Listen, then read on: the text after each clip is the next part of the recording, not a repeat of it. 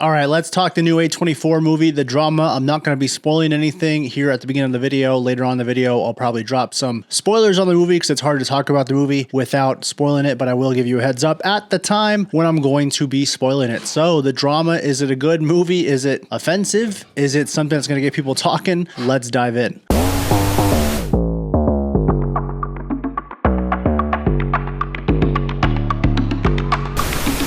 What's going on, ladies and gentlemen? Welcome to the Movie Dives. Here we're diving into A24's new film that is a drama starring Zendaya and Robert Pattinson. Before we do, please do not forget to subscribe to the Movie Dive. And don't forget to ring the bell button down below to get notifications on the channel. So starting off non-spoiler with the drama. I didn't see a single trailer going into it. I didn't read anything about the movie going into it. Of course, I did know that Zendaya and Pattinson are starring in the film. Honestly, I expected it kind of be like a rom-com or like 2025 material list put into 2026. And I really enjoyed material lists. So I was excited to check something out like this, especially after seeing the Mario movie. I needed something that actually made my brain work a little bit more, if you know what I'm saying. And this movie certainly does that. I know there's a surprise in the middle of the movie. I did watch a trailer afterwards and they kind of hide the surprise. My guess is you're not going to guess what it is when Zendaya actually admits to what her character did to make Pattinson question if he still wants to be with her. And this is just a few days before the marriage, so it makes everything quite complicated and things start unraveling as the story goes on. I thoroughly really enjoyed this movie. It was the kind of a subject that it's hard to balance whether it is offensive or not offensive. And I understand if some people watch this movie and it absolutely does not work for them, but I feel like if it does work for them, they're really going to enjoy the movie. I feel like the reason the movie works is it has a distinct way of editing, distinct way of script writing. It's something that you don't normally see. It is, yes, a dark comedy,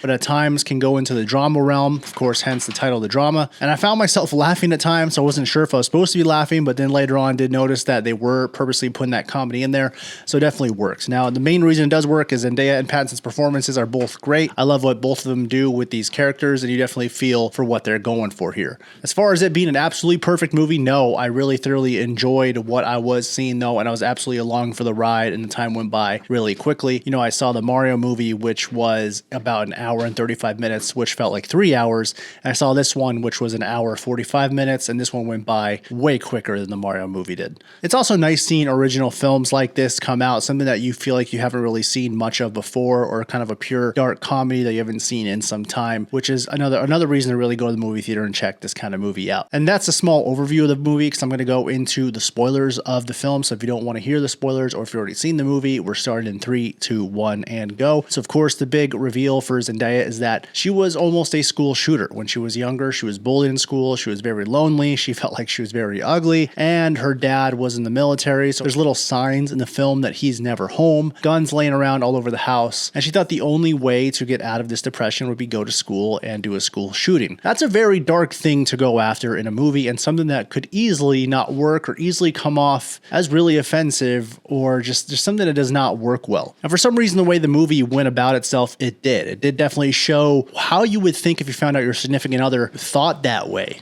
back in the day, even if it was 15 years ago, and we were all so different when we were in high school. So if we did crazy things back then, you know that was a completely different version of yourself. I mean, but this is to the extreme, because I mean, me, for example, I might have had bad days in high school, but never would that thought have crossed my mind. Also, Zendaya's best friend in the movie, she had a family member who was shot and is in a wheelchair, and that complicates things there because she hates her now. And it shows how Pattinson's character is in love with her, but this is not getting out of his head. It's something that you got to think about. Am I going to be 10 years down the line and she's going to go into another depression and then start thinking of some crazy stuff and hate me and kill me? It shows that he has visions of his wedding getting shot up. So there's a lot of crazy stuff that they kind of tackle in this movie. And I think they do a fine line, of course, that definitely makes it not offensive. One thing I do wish that they dove more into with the storyline is kind of, you know, lean heavier into what made her depressed, what made her come out of being depressed, and what made her kind of have a evolution in her mind about why that was bad and how she changed. Now, it does show that when she was thinking about doing a school shooting, there was a shooting in the town at the mall, and one of the kids at the high school did die, and that kind of changed her mind. She then joined an activist group, and that group taught her how to have community and have a group of friends. That made her feel better about herself finally, which is a good thing, but I do wish they leaned more into that inspirational side of it, of what, again, made her come out of all that negativity. Of course, this movie, which is directed by, I don't want to say this name wrong, Kristoffer Borgli, Borgli,